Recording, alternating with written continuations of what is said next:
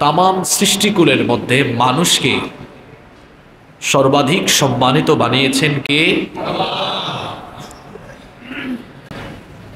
আল্লাহ তাআলার হাজার হাজার সৃষ্টি জগতের মধ্যে মানুষকে তিনি কেন সর্বাধিক সম্মানিত করেছেন? এর কারণ হলো আল্লাহ তাআলার সকল সৃষ্টির মধ্যে কেবলমাত্র মানুষকে তিনি জ্ঞান অর্জনের যোগ্যতা দান করেছেন। সুবহানাল্লাহ। মানুষ ছাড়া অন্য কোনো সৃষ্টি জ্ঞান অর্জনের কোনো যোগ্যতা রাখে না। কেবলমাত্র মানুষকে আল্লাহ তাআলা জ্ঞান অর্জনের যোগ্যতা দান করেছেন। আর মানুষ সম্মানিত হয়েছে এই জ্ঞানের কারণে। যেমন পৃথিবীর প্রথম মানুষ এবং প্রথম নবী আমাদের সকলের বাবা সাইয়্যিদিনা আদম আলাইহিস সালামকে আল্লাহ তাআলা তার নিজের কুদরতি হাতে বানালেন। বানানোর পরে আল্লাহ তাআলা আদম আলাইহিস সালামকে সর্বপ্রথম জ্ঞানের নেয়ামত দান করলেন। কোরআনে কারীমে এসেছে ওয়া আল্লামা আদামাল আসমাআ কুল্লাহা, আর আদমকে তিনি সকল জিনিসের নাম শিক্ষা দিলেন।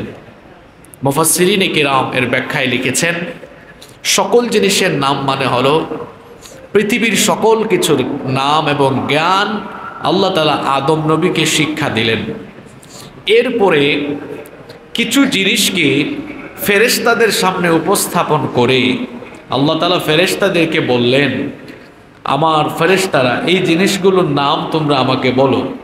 ফেরেশতারা তখন কি বলেছিল?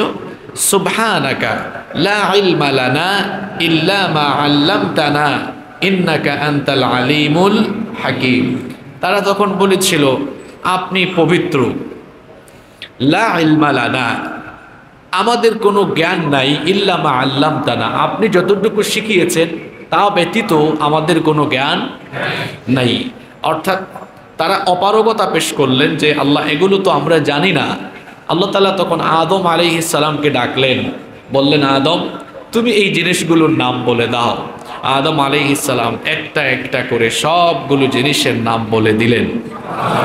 তখন আল্লাহ তাআলা ফেরেশতাদেরকে বললেন, এই আদম বানানোর সময় তোমরা আমাকে নিষেধ করেছিলে, তোমরা আমাকে বাধা দিয়েছিলে, কিন্তু দেখো আজকের এই সভায় প্রমাণ হয়েছে যে তোমাদের মতো ফেরেশতাদের চাইতে আমার বানানো আদম, আমার বানানো মানুষ শ্রেষ্ঠ। সুবহানাল্লাহ। সুতরাং তোমরা সবাই আমার আদমকে সাজদা করো।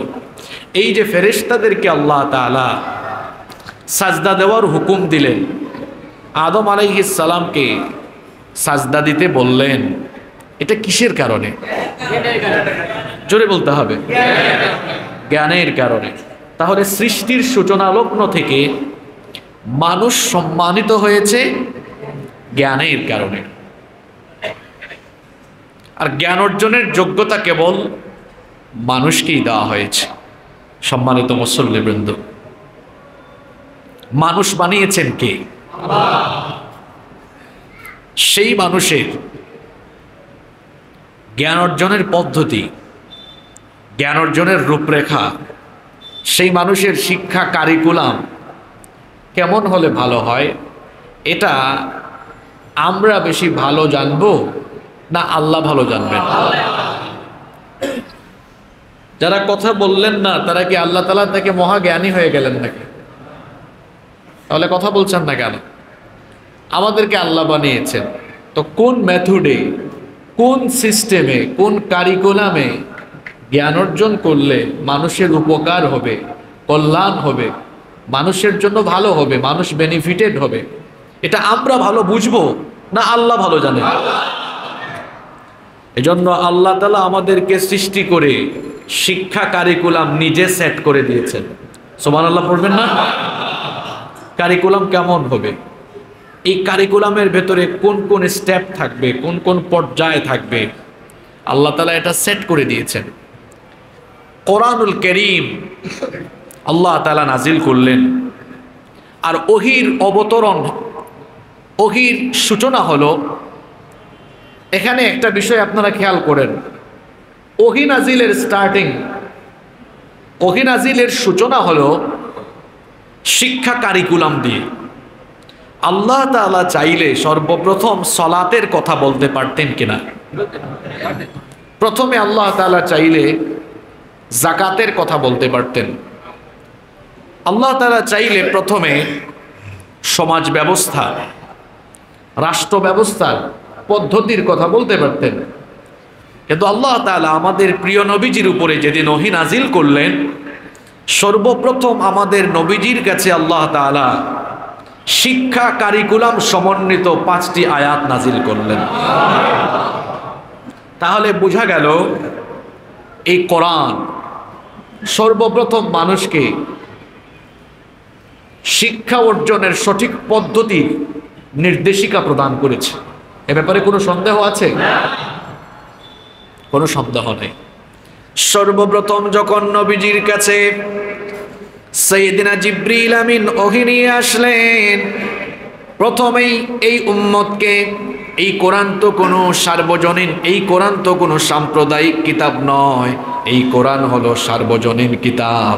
এজন্য আল্লাহ তাআলা বলেছেন হুদাল লিন্নাস, এটি সকল মানুষের জন্য হিদায়াতের গ্রন্থ। এজন্য এই মানুষের জন্য তো আল্লাহ কোরআন নাজিল করেছেন। কোরআনের আলোচ্য বিষয় হলো মানুষ। এই মানুষগুলোকে আল্লাহ তাআলা সর্বপ্রথম শিক্ষার রূপরেখা দিয়েছেন, যাতে করে তারা উল্টাপাল্টা রূপরেখা বানায়া অন্ধকারে নিমজ্জিত না হয়, যাতে করে মানুষ নিজের জ্ঞান জাহির করতে গিয়ে শয়তানের প্রণীত শিক্ষা ব্যবস্থাকে নিজের শিক্ষা হিসেবে গ্রহণ না করে। এই জন্য রব্বুল আলামিন যেই কিতাব মানুষের জন্য নাজিল করলেন, এই কিতাবের ভেতরে সর্বপ্রথম শিক্ষার রূপরেখা দিলেন। আল্লাহ তার হাবিবের মাধ্যমে আমাদেরকে জানায় দিলেন, ইকরা বিসমি রাব্বিকাল্লাযী খলাক, খলাকাল ইনসানা মিন আলাক, ইকরা ওয়া রাব্বুকাল আকরামুল্লাযী আল্লামা বিল কলম, আল্লামাল ইনসানা মালাম ইয়ালাম। কয়টা আয়াত? জোরে বলেন। পৃথিবীর যে কোনো দেশের মানুষ তাদের শিক্ষা ব্যবস্থায় যদি এই 5টা আয়াতকে কারিকুলামের মূল মেথড হিসেবে গ্রহণ করে শিক্ষা ব্যবস্থা সাজায়, ওই দেশ, ওই রাষ্ট্র উন্নতি আর সমৃদ্ধির উচ্চ শিখরে যাবে এবং তারা পৃথিবীকে শাসন করবে। এ ব্যাপারে আপনাদের সন্দেহ থাকতে পারে, আমার কোনো সন্দেহ নাই। জাহেলি যুগের অসভ্যতা, বর্বরতা, জেহালতকে নবীজি দূর করে দিয়েছেন কয়টা কিতাব দিয়ে? জোরে বলেন। এই কিতাবের শিক্ষা পেয়ে যারা ছিল নারীর ইজ্জত লুণ্ঠনকারী, এই কিতাবের শিক্ষা পেয়ে তারা হয়ে গেল নারীর ইজ্জতের পাহারাদার। যারা ছিল চোর আর ডাকাত, দুর্নীতিবাজ, এই কোরআনের শিক্ষা পেয়ে তারা হয়ে গেল জনগণের সম্পদের পাহারাদার। কয়টা কিতাব? কয়টা কিতাব? একটা। এই কিতাবের ভেতরে আল্লাহ সর্বপ্রথম শিক্ষা ব্যবস্থার রূপরেখা দিয়েছেন। শিক্ষাবিদ আর বুদ্ধিজীবীরা যারা শিক্ষা পদ্ধতি কারিকুলাম নিয়ে চিন্তা করতে করতে মাথার মাঝখানের সব চুল নাই হয়ে গেছে, তারা যদি কোরআনের এই প্রথম 5টি আয়াত বুঝতো যে কারিকুলাম এখানে সেট করে দেওয়া হয়েছে, এর আলোকে যদি শিক্ষা ব্যবস্থা কোনো জাতি প্রণয়ন করে ওই জাতি উন্নতি, অগ্রগতি এবং সমৃদ্ধির উচ্চ শিখরে চলে যেতে পারবে, এতে কোনো সন্দেহ নাই। আমাদের পূর্বপুরুষরা তো পৃথিবী শাসন করার সোনালী ইতিহাস নাই। কি আপনারা ঘুমায় গেছেন? আমাদের পূর্বপুরুষরা গোটা পৃথিবী শাসন করেছেন। তাদের জ্ঞান অর্জনের মূল কিতাব ছিল কয়টা? এই কোরআন। আসেন প্রথমেই 5টি আয়াতে আল্লাহ কি বললেন, রূপরেখা দিলেন যে একটি জাতির শিক্ষা কারিকুলাম, এটার সূচনা হবে ইকরা বিসমি রাব্বিকাল্লাযী খলাক, পড়তে হবে রবের নামে। রবকে? আল্লাহ। রব ব্যাপক অর্থবোধক একটি শব্দ। এর অর্থ হলো লালনকারী, পালনকারী, রক্ষাকারী, প্রতিপালনকারী, প্রভু, বিভিন্ন অর্থে ব্যবহার হয়। আল্লাহ বলছেন পড়ো তোমার রবের নামে, অর্থাৎ মানুষের শিক্ষা কারিকুলাম বা শিক্ষার সূচনা হবে তার স্রষ্টা যিনি তাকে সৃষ্টি করেছেন তাকে চেনার মধ্য দিয়ে, তাকে জানার মধ্য দিয়ে। কেন তাকে চেনা জানার মধ্য দিয়ে তার শিক্ষাটা শুরু হবে? কারণ আমরা যত কিছুই করি সব কিছুর নিয়ন্ত্রণকারী, সব কিছু যিনি দেখছেন শুনছেন তিনি কে? তাহলে কোনো মানুষ শিশুকালে শিক্ষা শুরু করে সে যদি প্রথমেই জানে আমি যত কিছুই করি আমার রব সব কিছু জানেন, পড়ালেখা শেষ করে যখন কোনো চেয়ারে বসবে তখন ঘুষের টাকা পকেটে ঢোকাবার আগে চিন্তা করবে আমার রব আমাকে দেখছেন, দুর্নীতি করার আগে চিন্তা করবে আমার রব সব জানেন।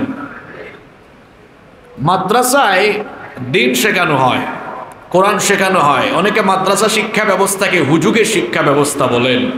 তো আমরা বলতে চাই তোমরা বিশ্ববিদ্যালয় বানায়া এমন কি করে ফেলেছ? বিশ্ববিদ্যালয় থেকে পড়াশোনা শেষ করে যারা বিভিন্ন সেক্টরে, গুরুত্বপূর্ণ সেক্টরে দায়িত্ব পালন করছে তারা ঘুষ এবং দুর্নীতি করে সবচাইতে কম। মাদ্রাসা শিক্ষা দিয়ে মাদ্রাসা পড়ুয়ারা বিদেশে বেগমপাড়া বানিয়েছে এমন কোনো ইতিহাস আছে? মাদ্রাসা শিক্ষিতরা জনগণের টাকা পাচার করে বিদেশে পাঠিয়ে দিয়েছে এমন ইতিহাস আছে? মাদ্রাসায় পড়ুয়ারা কানাডায় আমেরিকায় বাড়ি করেছে এমন ইতিহাস আছে?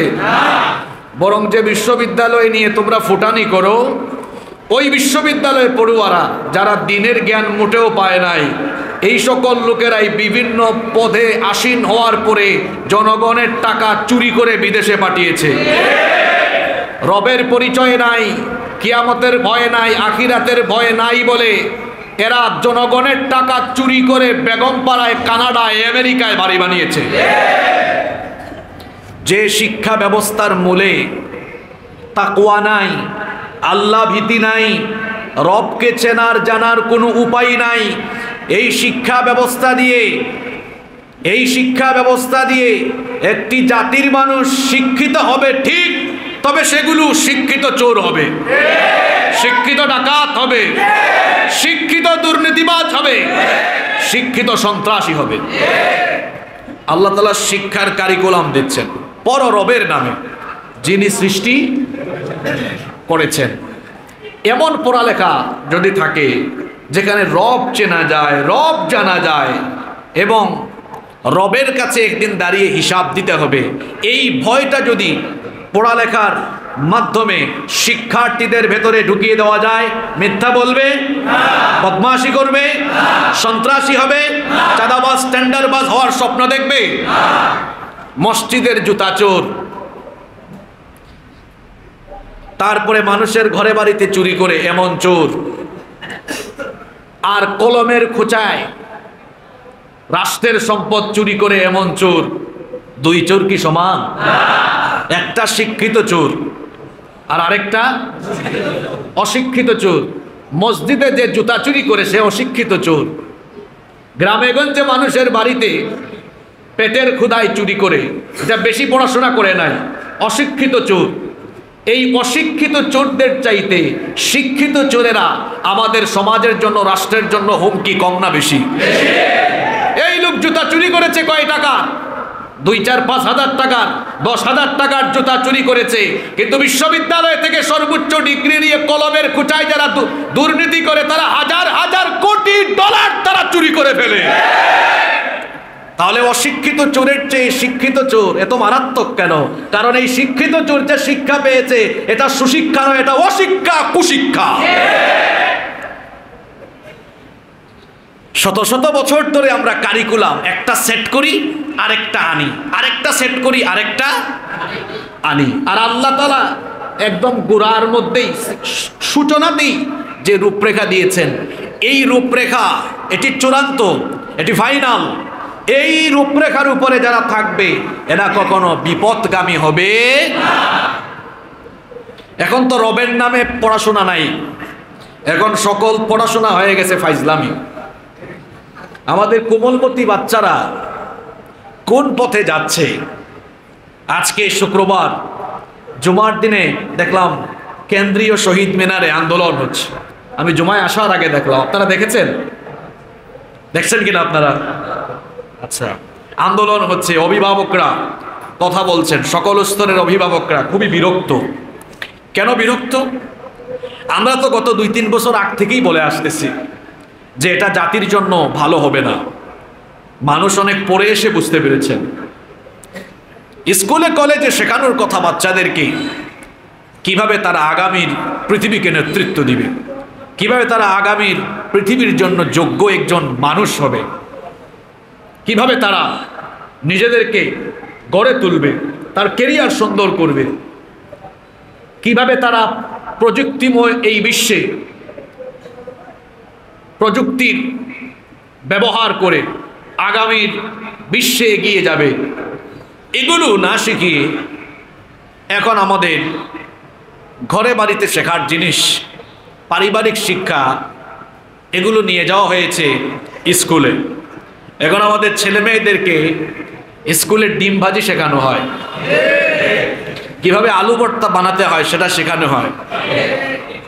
তো আমার প্রশ্ন হলো, আলু ভর্তা আর ডিম ভাজি আর ভাত রান্না করে আমাদের ছেলে মেয়েদেরকে কি আগামী দিনে বাবুর্চি বানানোর পরিকল্পনা চলছে নাকি? হোটেল বয় অথবা রেস্টুরেন্টে, এই যে রেস্টুরেন্টে যারা কাজ করে এদেরকে কি বলা হয়? শেফ। এগুলো বানানোর পরিকল্পনা চলছে নাকি? মেসে থাকছেন কে কে? হাত তুলেন তো। ছাত্র জমানায় মেসে থাকছেন অনেকেই আছেন, হাত নামান। আমি নিজে মেসে থেকেছি। মেসে যারা থাকছেন তারা বলেন তো, মাঝে মাঝে কাজের বুয়া মিস করতো, এমন হইতো না? তখন আমরা কি করতাম? আমি নিজে অনেকবার ভাত রান্না করেছি, ডাল রান্না করেছি, ডিম রান্না করেছি। এটা মানুষ যখন তার বাস্তবিক জীবনে তার প্রয়োজন হয়, এগুলো কেউ শেখানো লাগে না, এমনি এমনি মানুষ শিখে ফেলে। তাছাড়া মেয়েরা যখন হোস্টেলে থাকে কিংবা ইউনিভার্সিটি লাইফে, ইউনিভার্সিটির হলে থাকে, তখন তারা এমনিতেই নিজের প্রয়োজনে রান্নাবান্না শুরু করে দেয়।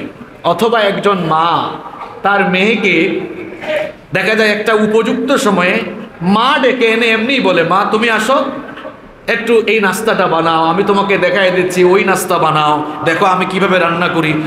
আমাদের বাঙালিদের ঐতিহ্য তো এটাই যে মায়েরা একটা সময় অটোমেটিক মেয়েদেরকে শেখান। আবার অনেক পরিবারের মেয়েরা আছেন, বলাও লাগে না, মেয়েরা নিজেই গিয়ে এই নাস্তা ওই নাস্তা বানায় বা মাকে দেখে দেখে সেটা শিখে ফেলে।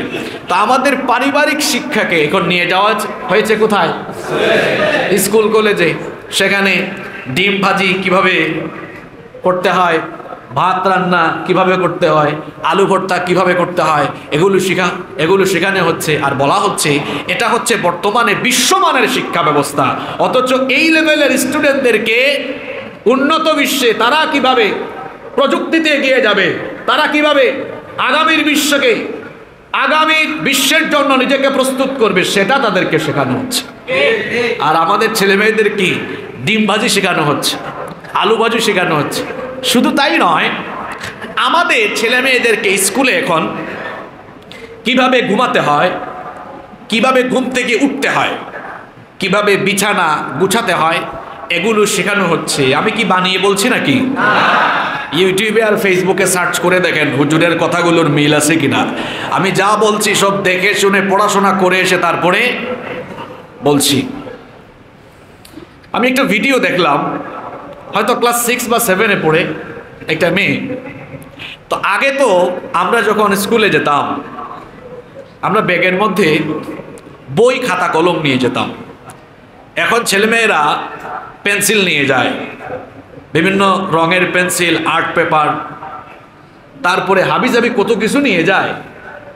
হ্যাঁ, গাম নিয়ে যায়।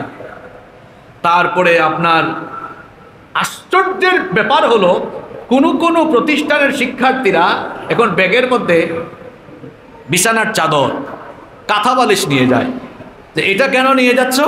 কারণ আজকে অভিনয় আছে স্কুলে, কিভাবে ঘুমাতে হবে, বিছানা গোছাতে হবে, এটা দেখাতে হবে। তারপর ভিডিওতে দেখলাম এক মেয়ে বলতেছে, এটা ক্লাস 6-এ বা 7-এ পড়ে, তো সে বলছে যে আমি এখন দেখাবো কিভাবে ঘুমাতে হয়। স্কুলের বেঞ্চ থাকে না, এই বেঞ্চের মধ্যে বিছানার চাদর বিছিয়েছে, বিছানার চাদর বিছিয়ে তারপরে বালিশ কাঁথা সবই আছে।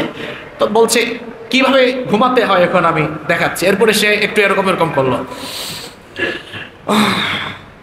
ঘুমাই গেল, কাঁথা টান দিল, তারপর বলল কিভাবে ঘুম থেকে উঠতে হয় এখন আমি সেটা দেখাবো। তারপর বালিশ থেকে মাথা উঠালো, ঘুম থেকে উঠলো। আপনারা হাসছেন, এগুলো কি বাস্তব কথা না অবাস্তব কথা? তারপরে সে উঠলো, বিছানা থেকে উঠে বলল এখন কিভাবে বিছানা গোছাতে হবে সেটা আমি দেখাচ্ছি। বিছানা গোছালো, বিছানা ঠিক করলো। এটা পারিবারিক শিক্ষা না এটা একাডেমিক শিক্ষা? এটা পারিবারিক শিক্ষা না একাডেমিক শিক্ষা? আমি যখন মা বাবা থেকে সেপারেট হয়ে যখন আমাকে আলাদা বিছানা দেওয়া হলো, তখন আমার মা বাবা শিখিয়ে দিয়েছেন তুমি বিছানায় শোয়ার আগে তোমার বিছানাকে পরিষ্কার করবে, ঘুম থেকে উঠে নিজের কাজ নিজে করবে, নিজের বিছানা তুমি নিজে গোছাবে। যেটা আমাকে মা বাবা শিখিয়ে দেন, ওইটা স্কুলে গিয়ে সময় নষ্ট করে এটা শেখানোর কোনো মানে আছে? আমার তো ভয় হচ্ছে।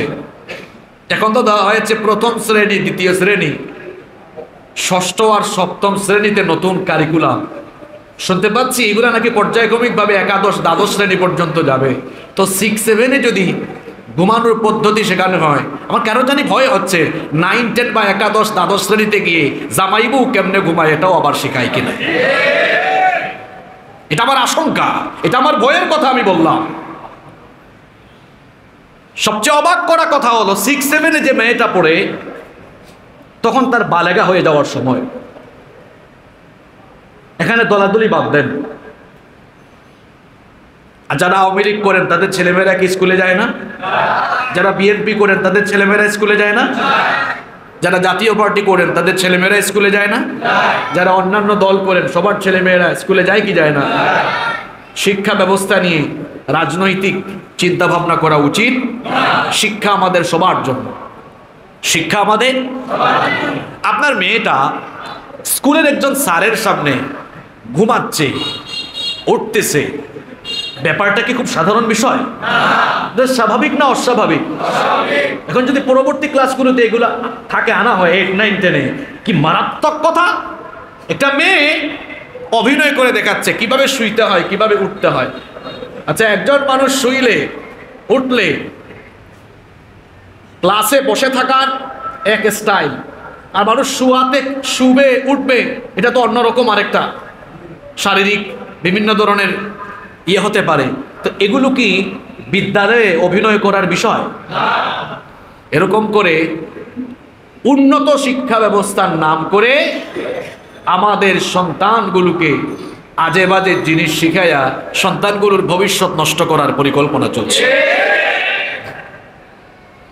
আপনার ছেলে বা মেয়ে আগে পরীক্ষা শেষে এসে বলতো আব্বু আমি A+ পেয়েছি, আম্মু আমি A+ পেয়েছি। আরেকজনের ছেলে মেয়ে বলছে আম্মু আমি A- পেয়েছি, A গ্রেড পেয়েছি।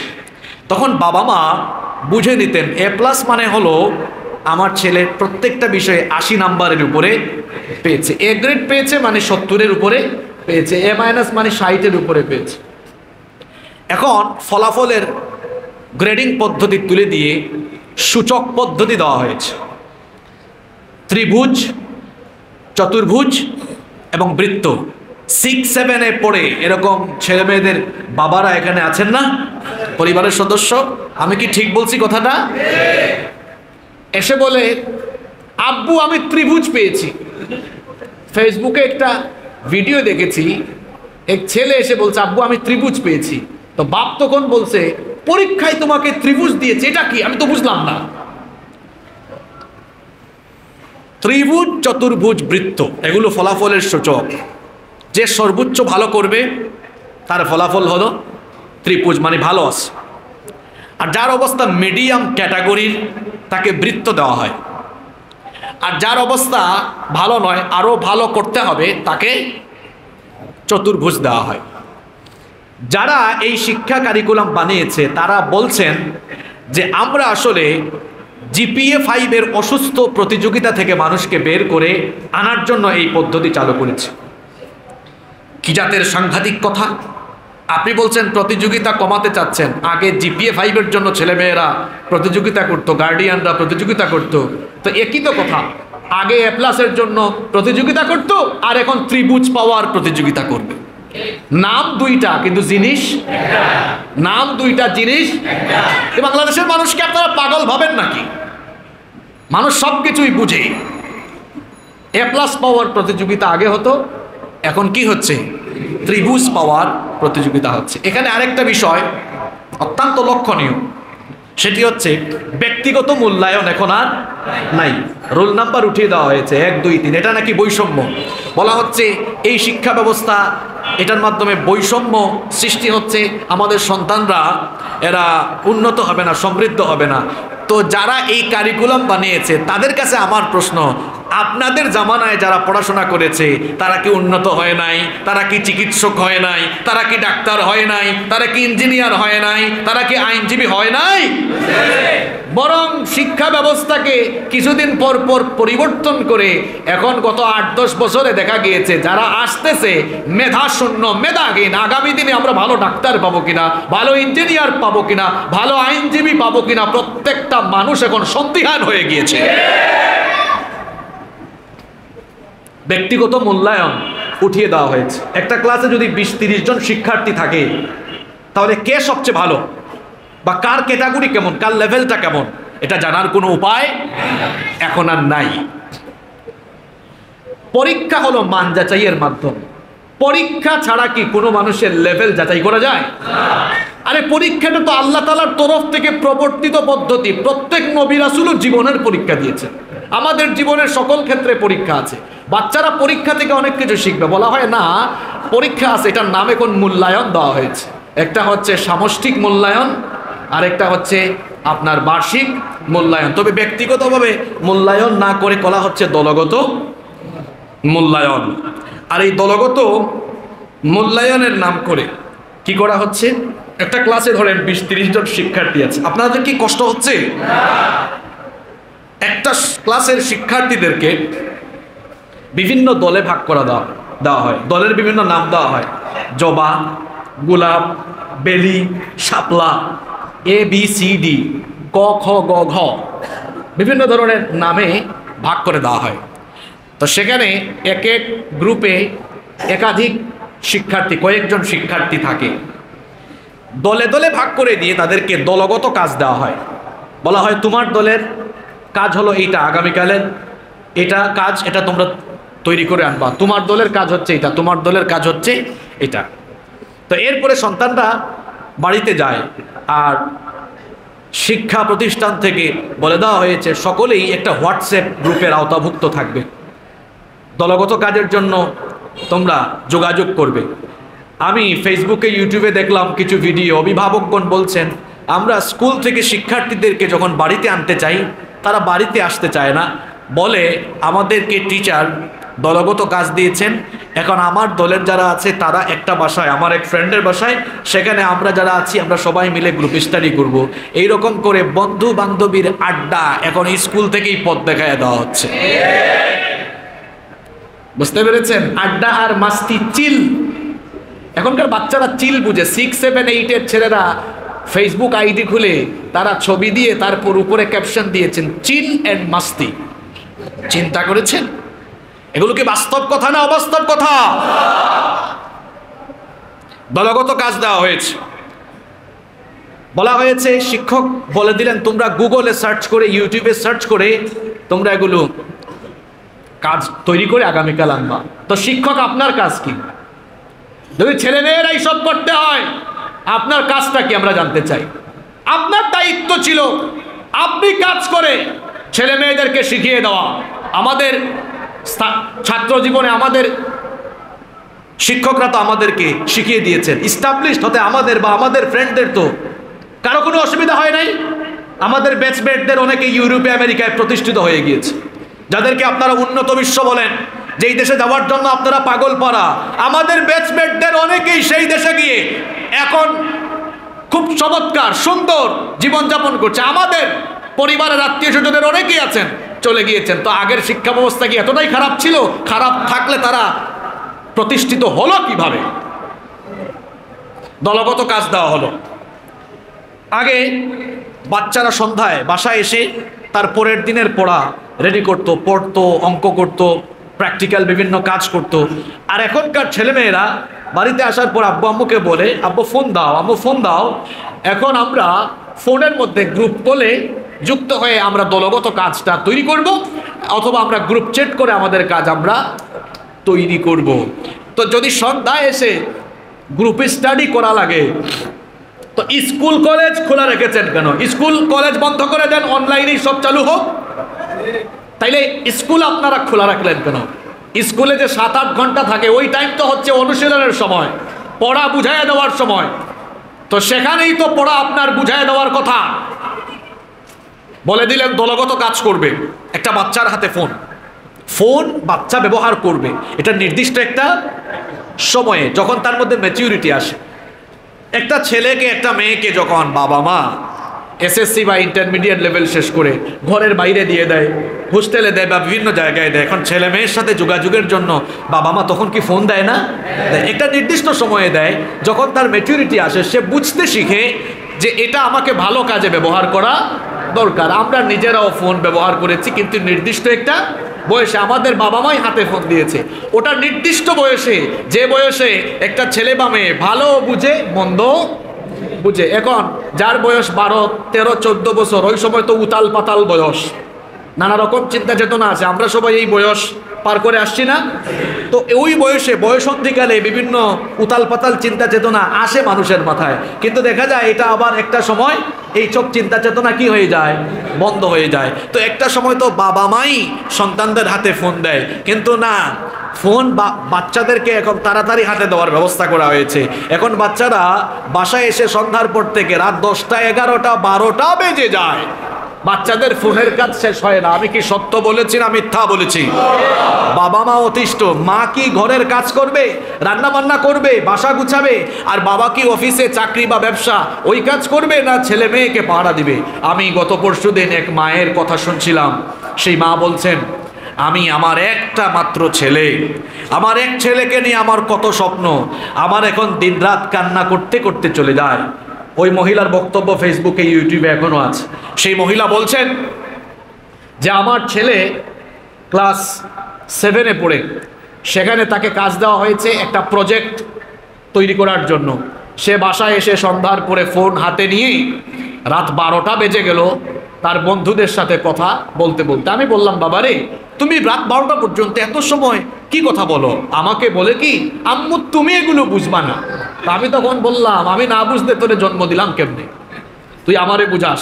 যাই হোক, আমার ছেলে বলল যে আম্মু তুমি এগুলো বুঝবা না, তুমি ঘুমায় যাও। তো মা বললেন, এক ছেলেই তো, আমার হাজব্যান্ড থাকেন প্রবাসে, দেশের বাইরে, আমি 2টা পর্যন্ত জেগে থাকলাম, তখনও দেখি ছেলের কাজ শেষ হয় না। আবার আমি তার কাছে গেলে দেখা যায় সে ফোন একটু এদিক ওদিক সরাই ফেলে, বুঝতেও পারছি না সে আসলে কি করছে। সে কি আসলে পড়াশোনা করছে, সে কি গ্রুপ স্টাডি করছে, গ্রুপ চ্যাট করছে, নাকি অন্য কিছু করছে, আমি বুঝতে পারছিলাম না। এরকম করে করে ফজরের আজান হয়ে গেল। তার কাজ ফজরের আজানের আগেও বলে, মা আমার মাথা খুব ভারী হয়ে গেছে, আমি কাজ মোটামুটি শেষ করতে পেরেছি, পুরোটা শেষ করতে পারি নাই। মা তখন বললেন, বাবারে সারা রাত কাজ করেও তুমি শেষ করতে পারো না, এই বয়সে তোমাকে এমন কি কঠিন কাজ দেওয়া হলো? যাই হোক, মা বললেন, আমি আমার বাচ্চাটাকে হালকা খাওয়ালাম, বাচ্চাটা ঘুমাই গেল, সারা রাত যেহেতু ঘুমায় নাই, তো ঘুমাই গেল। আমারও তখন চোখ লেগে গেল, স্কুলে যেতে একটু দেরি হয়ে গেল। আমি হঠাৎ করে উঠে দেখি স্কুলের সময় চলে যাচ্ছে, বাচ্চাটাকে তাড়াতাড়ি রেডি করে 20-25 মিনিট দেরি হয়ে গেছে স্কুলে ঢুকতে।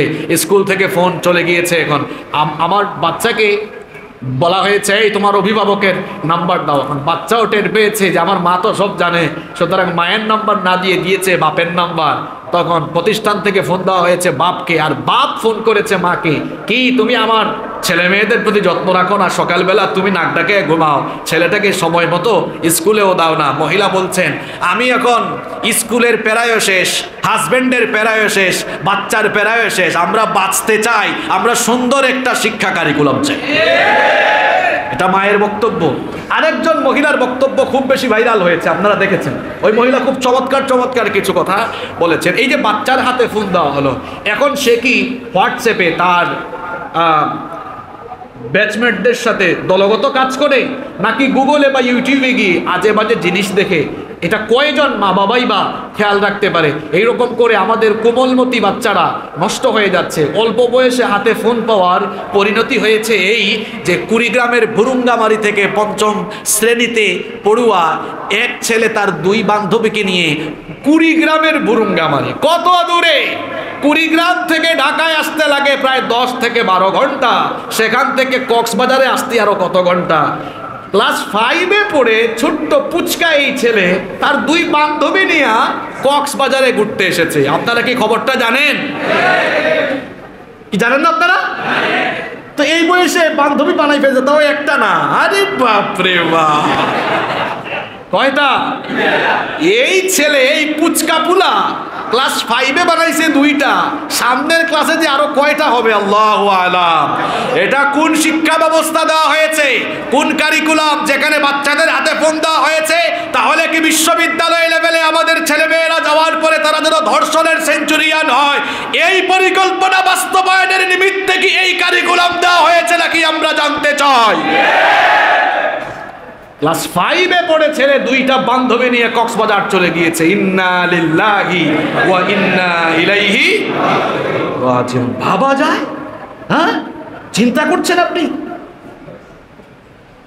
শুধু তাই নয়, এভাবে ডিভাইস আসক্ত করে বাচ্চাদেরকে শেষ বানিয়ে ফেলা হচ্ছে। আমরা তো সারা দেশে সফর করি, আহারে কি বলবো আপনাদেরকে, কত বাবারা এসে আমাদেরকে জড়ায় ধরে, হুজুর একটু দোয়া করবেন, ছেলে মেয়েকে নিয়ে বড় কষ্টে আছি। কি হয়েছে বলেন না? আমার ছেলেটার হাত থেকে, মেয়েটার হাত থেকে মোবাইল সরাতে পারি না।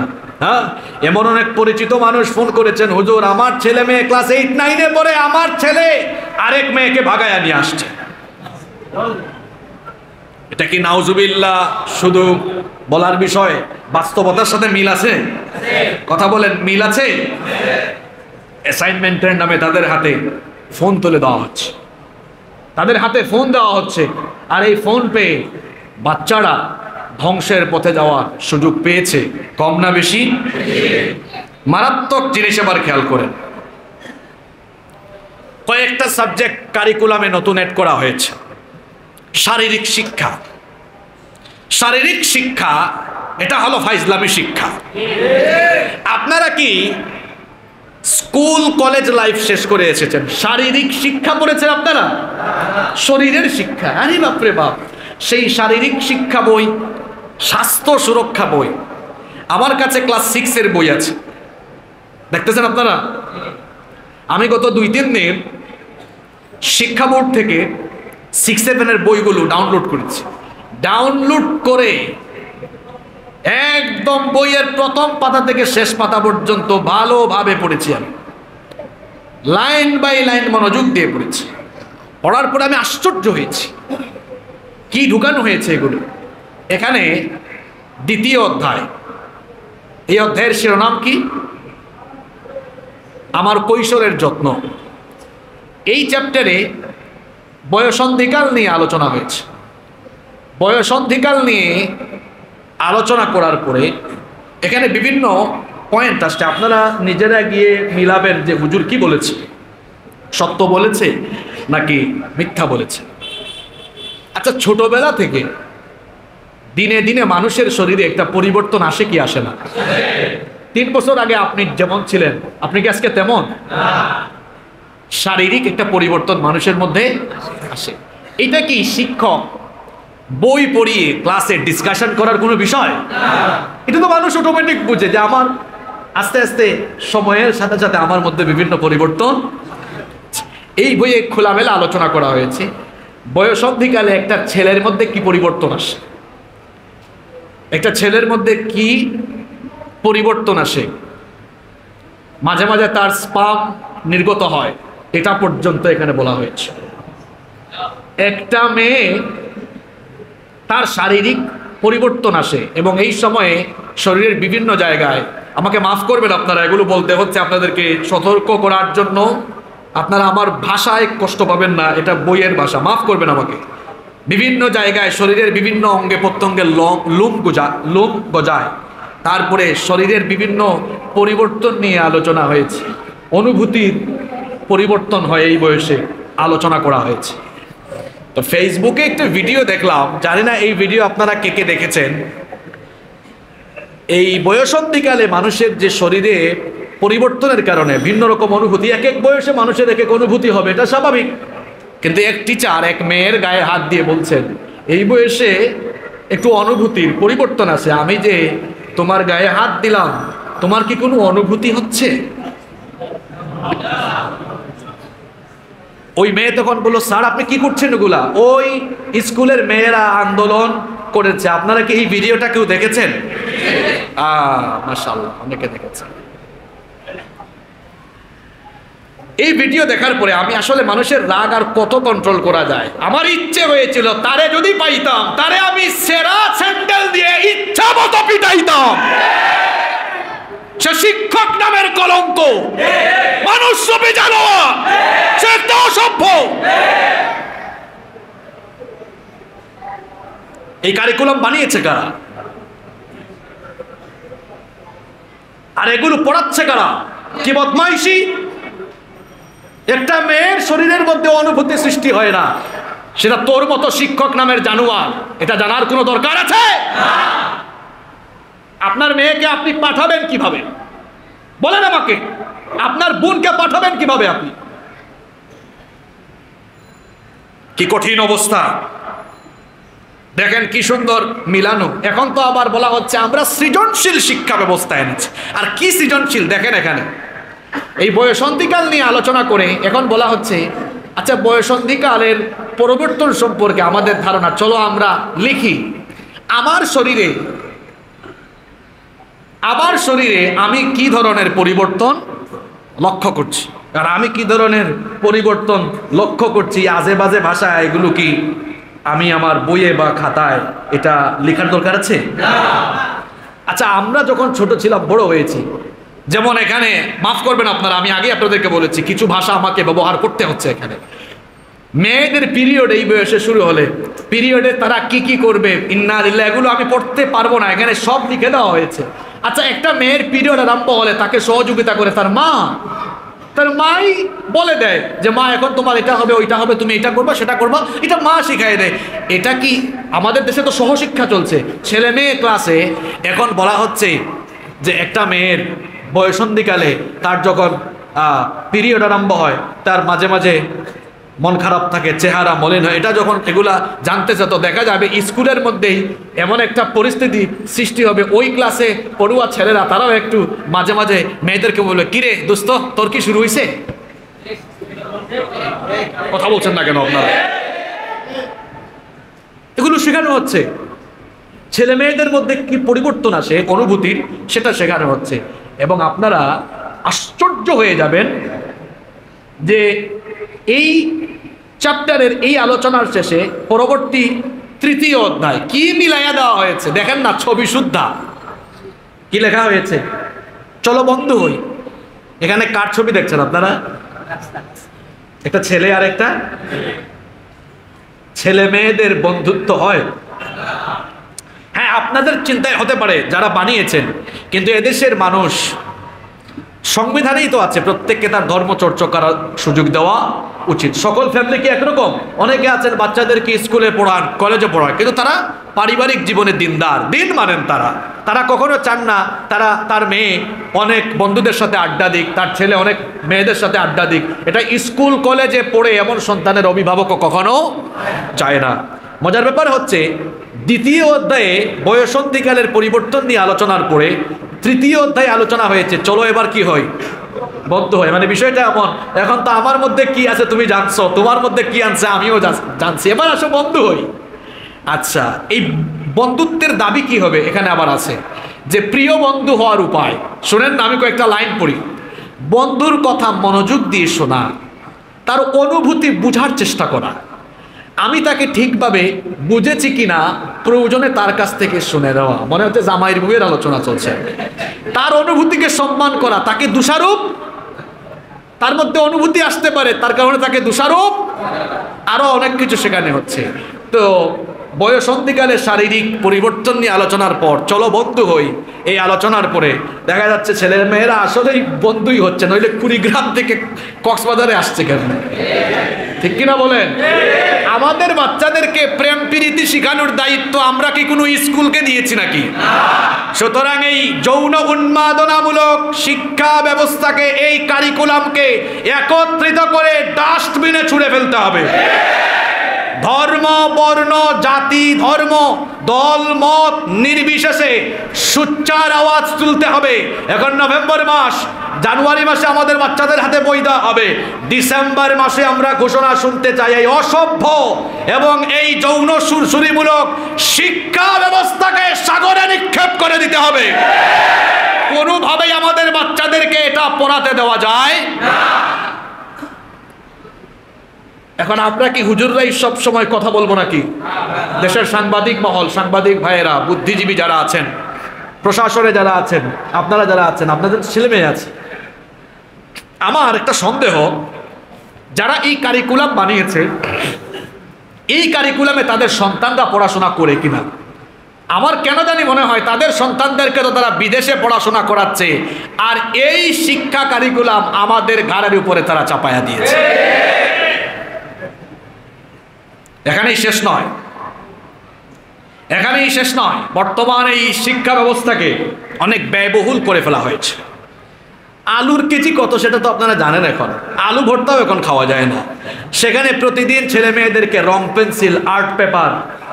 এক মায়ের পোস্ট, ফেসবুক পোস্ট 2-3 দিন আগে, আমার মেয়ে আমাকে ধরেছে একটা খেলনার গাড়ি, ওই যে ভ্যান আছে না, ভ্যান কিনে দেওয়ার জন্য। তা আমি আড়ং থেকে শোপিসের দোকান থেকে গিয়ে কিনেছে। কেন? ওইটা নাকি তাকে স্কুল থেকে কাজ দিয়েছে, ওরকম ওরকম বানায় নিয়ে যাওয়া লাগবে। এখন আর্ট পেপার কিনে দেওয়া লাগে, হাবিজাবি কত কিছু কিনে দেওয়া লাগে। আমি কি সত্য বলছি না মিথ্যা বলছি? মানুষ খাইতেই পারে না ঠিক মতো, গ্রামের মানুষ কত কষ্টে আছে, সেখানে এরকম ব্যয়বহুল করে ফেলা হয়েছে। আবার আরেকটা সাবজেক্টের কথা তো না বললেই নয়, সেখানে আরেকটা সাবজেক্ট ঢোকানো হয়েছে, শিল্প ও সংস্কৃতি। নামটা ভালো, অসুবিধা নাই। তো ঠিক আছে, শিল্পায়নের যুগে কিভাবে শিল্প উদ্যোক্তা হবে এগুলো শেখালে ভালো, সংস্কৃতির নামে ভালো সংস্কৃতি শেখালে ভালো। কিন্তু এক্সট্রা কারিকুলাম অ্যাক্টিভিটিস আছে, যেমন কারো কারো কণ্ঠ সুন্দর, এজন্য তার বাবা মা তাকে ইসলামী সঙ্গীত শেখায়। আবার অনেকে তাদের ছেলে মেয়েদেরকে গান শেখায়, সারেগামাপা। আবার অনেকে আছে তাদের ছেলে মেয়েদেরকে আপনার থিয়েটারে দিয়ে নাচ শেখায়। আবার অনেকে আছে ছেলেদেরকে কোরআন তেলাওয়াত শেখায় বিভিন্ন জায়গা থেকে, বিভিন্ন ইয়ের মধ্যে, প্রতিষ্ঠানের মধ্যে ভর্তি করে। তো যার সন্তানের যে অভিজ্ঞতা আছে, তার মা বাপ তার মতো করে তার সন্তানকে গড়ে তুলছে। অথবা প্রত্যেকেরই একটা রুচি থাকে বা প্রত্যেকের একটা ইচ্ছা থাকে, প্রত্যেকের ইচ্ছা অনুযায়ী তারা সেটা করছে। কিন্তু এখন কি করা হচ্ছে? শিল্প ও সংস্কৃতি সাবজেক্ট দিয়ে। এখানে 6-7-এ পড়ুয়া সন্তানদের মা বাপ যারা আছেন, আপনাদের সন্তানদেরকে কি নভেম্বর মাসে বাসার মধ্যে গান চর্চা করতে দেখেছেন? কি বলে না, ঘুমায় থাকেন নাকি আপনারা? হ্যাঁ, স্কুলে গান শোনাইতে হয়, এখন নাচ হচ্ছে, গান হচ্ছে, আপনারা কোথায় থাকেন? হ্যাঁ, কি এ ধরনের ভিডিও আপনারা দেখছেন কিনা, দেখেছেন কিনা? আজকে গিয়ে ছেলে মেয়েকে জিজ্ঞেস করবেন যে তোমাদেরকে কি স্কুলে অভিনয় করতে হয়, গান গাইতে হয়? বলবেন সত্য কথা বলো, উত্তর পেয়ে যাবেন। একটা মেয়ের কণ্ঠ সতরের অন্তর্ভুক্ত। কি কথা ভুল বলেছি?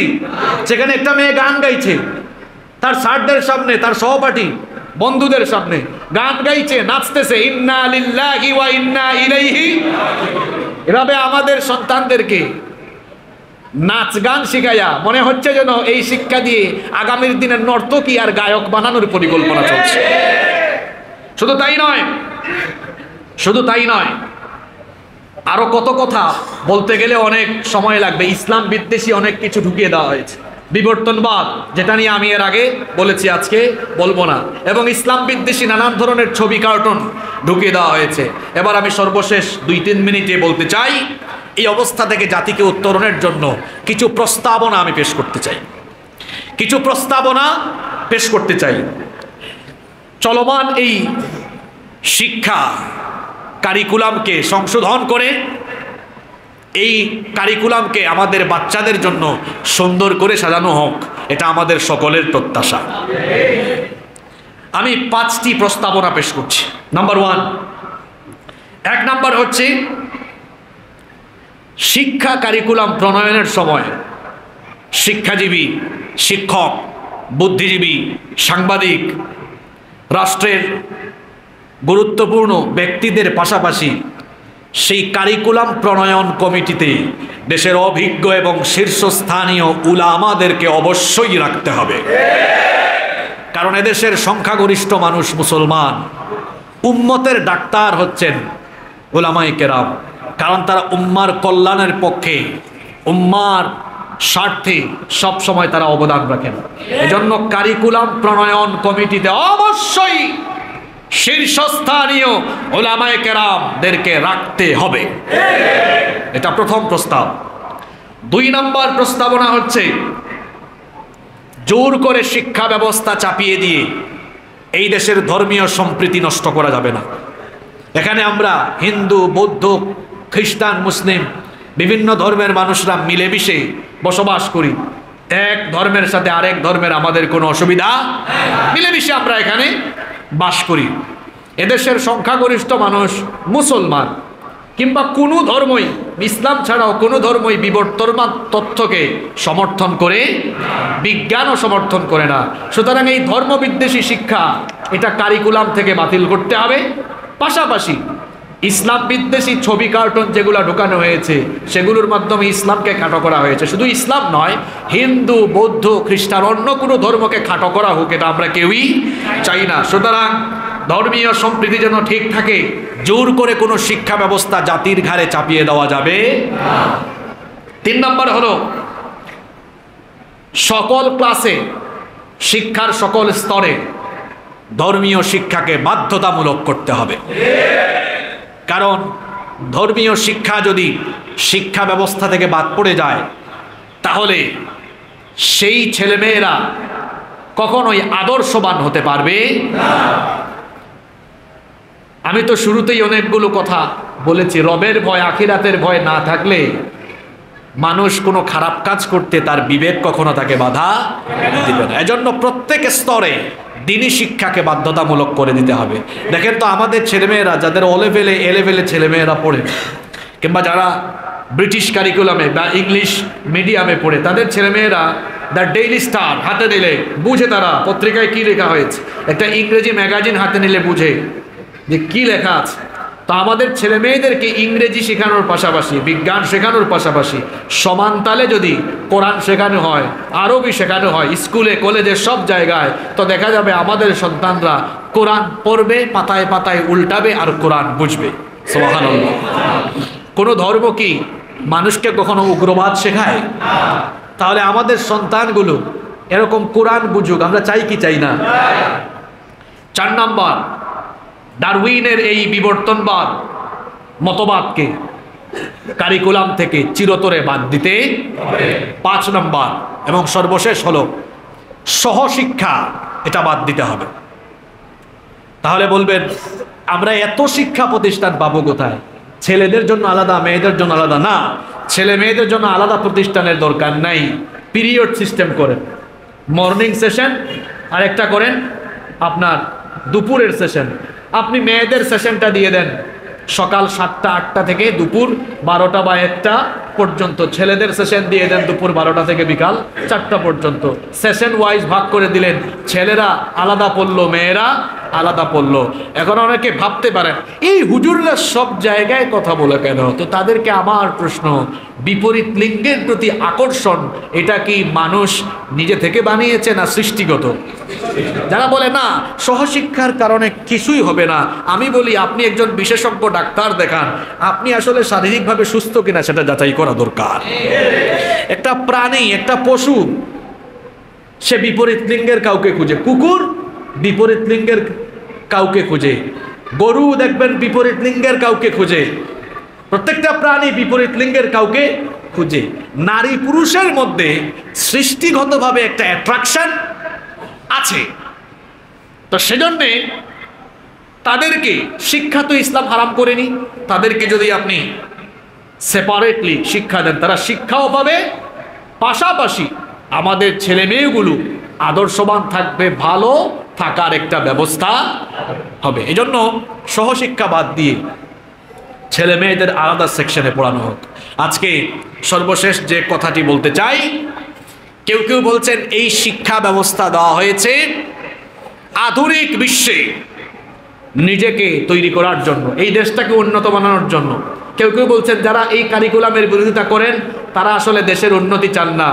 আর আমি বলি, একটা দেশের উন্নতির জন্য শিক্ষা ব্যবস্থা গুরুত্বপূর্ণ, সেটা যেমন ঠিক আছে, ঠিক তেমনিভাবে একটা দেশের উন্নতির জন্য শিক্ষার পাশাপাশি চরিত্রবান নেতৃত্ব আরো বেশি গুরুত্বপূর্ণ।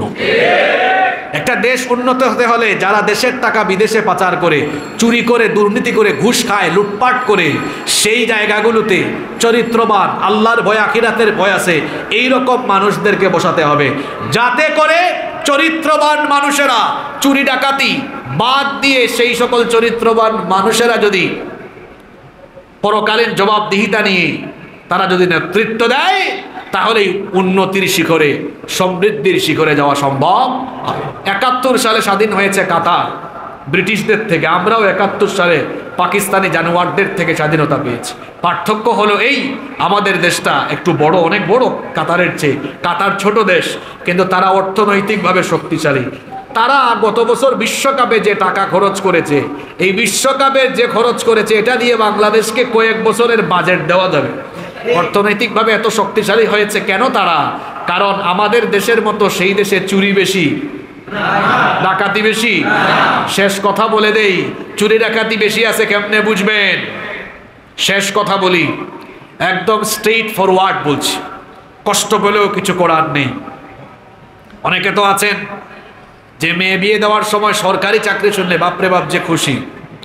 সরকারি চাকরি নিঃসন্দেহে এটা সম্মানজনক, এটা আমাদেরও কোনো সন্দেহ নাই।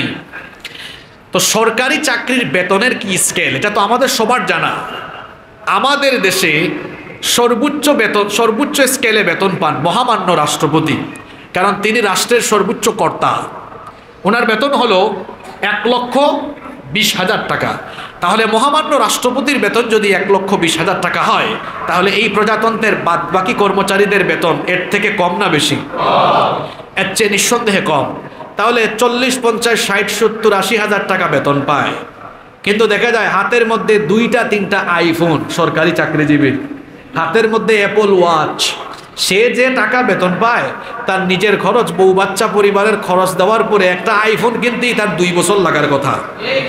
সেখানে চাকরি পাওয়ার পরে 2টা 3টা আইফোন, হাতের মধ্যে অ্যাপল ওয়াচ। ওরে বাপ রে বাপ, বিল্ডিং বানায় ফেলছে, বিল্ডিং বানিয়ে ফেলেছে, ফ্ল্যাট কিনে ফেলেছে, গাড়ি করে ফেলেছে, গাড়ি বাড়ি সব আছে।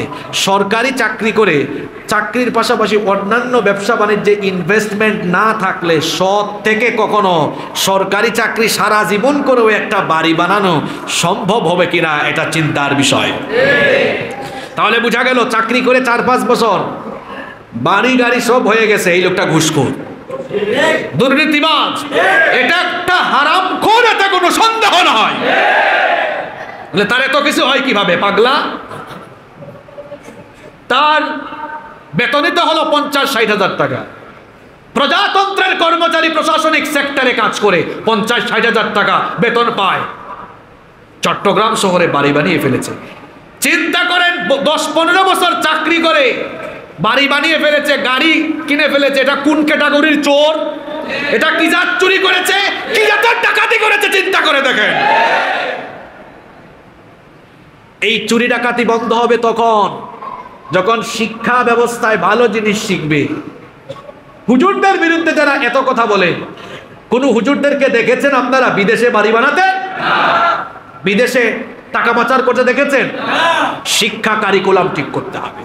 এই কারিকুলাম ঠিক করার জন্য প্রত্যেকেই আজকে যারা এসেছেন, প্রত্যেকের সন্তান আছে, নাতি নাতনি, ভাই বোন আছে। প্রত্যেকে সোচ্চার ভূমিকা পালন করতে হবে। প্রত্যেকের প্রতিষ্ঠানে গিয়ে সুশৃঙ্খলভাবে জানিয়ে দেন এই কারিকুলাম বাতিল করতে উলামায়ে কেরামদের প্রতিনিধিত্বে, আপনারা আলেমদের প্রতিনিধিত্বে কারিকুলাম সেট হোক আপনারা চান নাকি আলেমদেরকে বাদ দিয়ে চান? তো বাদ দিয়ে করলে করেন, বিপদে পড়বেন তো। আলেমদেরকে রেখে একটি সুন্দর কারিকুলাম হোক, এটা আমাদের সকলের চাওয়া, ঠিক কি না? আমরাও দাবি তুলছি এই কারিকুলাম বাতিল করে আমাদের বাচ্চাদের জন্য সুন্দর একটা কারিকুলাম প্রবর্তন করুন, যাতে করে আমাদের ছেলেমেয়েরা সুসভ্য, সুশিক্ষিত, আদর্শবান, চরিত্রবান হতে পারে। আল্লাহ তাআলা আমাদের সকলকে বুঝার এবং মানবার তৌফিক দান করুন। সম্মানিত মুসল্লিবৃন্দ,